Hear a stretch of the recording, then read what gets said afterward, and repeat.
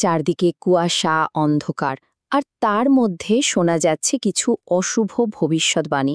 ঠিক এমনই এক রহস্যময় আর গা ছমছমে পরিবেশ দিয়ে শুরু হয় উইলিয়াম শেক্সপিয়ারের বিখ্যাত মনস্তাত্ত্বিক নাটক ম্যাকবেথ। এটা কিন্তু শুধু ক্ষমতার লোভের গল্প নয়, একদমই না। এটা আসলে মানুষের মনের গভীরে লুকিয়ে থাকা উচ্চাকাঙ্ক্ষা, অপরাধবোধ আর নৈতিক পতনের এক ভয়ঙ্কর যাত্রা। তো মূল প্রশ্নটা হলো, কিভাবে একজন সম্মানিত বীর, একজন হিরো, শেষ পর্যন্ত একজন রক্তপিপাসু স্বৈরাচারীতে পরিণত হতে পারে। চলুন আজ এই বিষয়টাই একটু তলিয়ে দেখা যাক। কিভাবে একটা সাধারণ ভবিষ্যৎবাণী আর ক্ষমতার লোভ একজন মহান যোদ্ধাকে নিজের বিবেকের বিরুদ্ধেই দাঁড় করিয়ে দেয় আর ঠেলে দেয় একেবারে ধ্বংসের পথে। নাটকের শুরুতে আমরা ম্যাকবেথকে যেভাবে দেখি, তিনি তখন স্কটল্যান্ডের এক বীর সেনাপতি। সবেমাত্র একটা বিশাল যুদ্ধে জিতে ফিরেছেন, আর তার বীরত্বে মুগ্ধ স্বয়ং রাজা ডাঙ্কান। তখন পর্যন্ত তার সম্মান আর আনুগত্য নিয়ে কারও মনে কোনো প্রশ্নই ছিল না। কিন্তু আসল ঘটনাটা ঘটে যুদ্ধক্ষেত্র থেকে ফেরার পথে।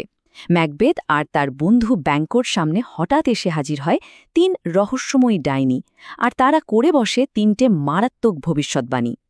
ব্যাস, এই কথাগুলোই যেন ম্যাকবেথের মনের ভেতরে লুকিয়ে থাকা উচ্চাকাঙ্ক্ষার আগুনে ঘি ঢেলে দেয়, আর এখান থেকেই কিন্তু পুরো ট্র্যাজেডির শুরু।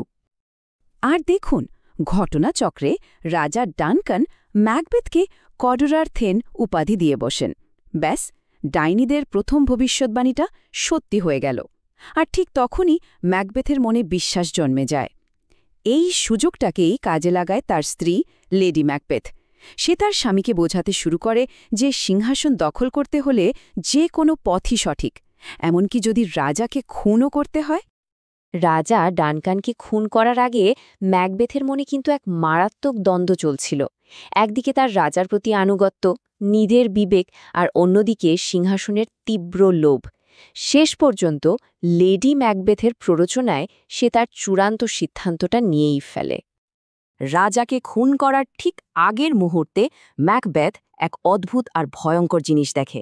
কি সেটা? তার চোখের সামনে ভাসছে একটা রক্তাক্ত ছোড়া।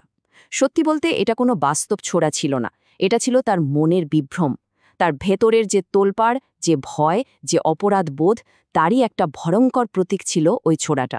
আর এটাই তাকে ঠেলে দেয় এমন এক পথে যেখান থেকে ফেরার আর কোনো উপায় ছিল না। ম্যাকবেথ হয়তো ভেবেছিল ক্ষমতা তাকে শান্তি দেবে, কিন্তু কিসের কি? অপরাধটা করার মুহূর্ত থেকেই তার মনে ভয় আর অপরাধবোধ ঝেঁকে বসে। নিজের পাপ ঢাকার জন্য সে রাজার ঘুমন্ত রক্ষীদেরও মেরে ফেলে, আর এটাই ছিল তার প্যারানয়ার প্রথম লক্ষণ। ক্ষমতা তাকে রাজা তো বানালো, কিন্তু মনের শান্তি চিরদিনের জন্য কেড়ে নিল। ম্যাকবেথের ভয় তাকে আরও অন্ধ করে দেয়। তার মাথায় তখন ঘুরছে যে সে এত ঝুঁকি নিল, এত অপরাধ করল, কিন্তু ডাইনিদের কথা অনুযায়ী রাজত্ব তো ভোগ করবে ব্যাংকোর বংশধরেরা। এই নিরাপত্তাহীনতা থেকেই সে তার সবচেয়ে কাছের বন্ধু ব্যাংকোকে খুন করার ছক কষে, যদিও ব্যাংকোর ছেলে ফ্লিয়ান্স কোনোভাবে পালিয়ে বাঁচতে সক্ষম হয়। এই দৃশ্যটা ম্যাকবেথের মানসিক বিচ্ছিন্নতাকে দারুণভাবে তুলে ধরে। একটা রাজকীয় ভোজের আয়োজন করা হয়েছে, আর সেখানে ম্যাকবেথ নিজের চেয়ারে দেখছে ব্যাংকোর ভূতকে। এটা আসলে তার অপরাধ বোধেরই এক ভয়ঙ্কর প্রকাশ। অথচ অতিথিরা কি দেখছে? তারা দেখছে একটা খালি চেয়ার, আর তাদের রাজা একা একাই পাগলের মতো আচরণ করছে। ভয় আর সন্দেহে জর্জরিত ম্যাকবেথ তার ভবিষ্যৎ নিয়ে এতটাই চিন্তিত হয়ে পড়ে যে সে আবার সেই ডাইনিদের কাছে ছুটে যায়। তার আশা ছিল তারা হয়তো তাকে কোনো সমাধানের পথ দেখাবে। আসলে সে সত্যের চেয়ে বেশি খুঁজছিল একটু মিথ্যে আশ্বাস। আর ডাইনিরা তাকে আরও ৩টি নতুন হেয়ালিপূর্ণ ভবিষ্যৎবাণী শোনায়। এই কথাগুলো শুনে ম্যাকবেথের মনে এক ধরনের মিথ্যা আর বিপজ্জনক আত্মবিশ্বাস জন্মায়। সে নিজেকে প্রায় অজেয় ভাবতে শুরু করে। ভবিষ্যৎবাণীর আড়ালে যে একটা ফাঁদ পাতা আছে সেটা সে বুঝতেই পারেনি। এই মিথ্যা নিরাপত্তাবোধ ম্যাকবেথকে ধীরে ধীরে এক নির্মম স্বৈরাচারীতে পরিণত করে। সে এতটাই নিষ্ঠুর হয়ে ওঠে যে প্রতিশোধ নেওয়ার জন্য ম্যাকডাফের স্ত্রী, সন্তানসহ পুরো নিরপরাধ পরিবারকে নির্দয়ভাবে খুন করার নির্দেশ দেয়। বলা যেতে পারে এই কাজটাই ছিল তার নৈতিক পতনের শেষ ধাপ। এবার তাহলে দেখা যাক এই সমস্ত কর্মকাণ্ডের ফল কি দাঁড়ালো। আর এর শুরুটা কিন্তু হয় লেডি ম্যাকবেথের মানসিক পতনের মধ্যে দিয়ে, যে কিনা একসময় এইসব পাপের প্রধান উস্কানিদাতা ছিল।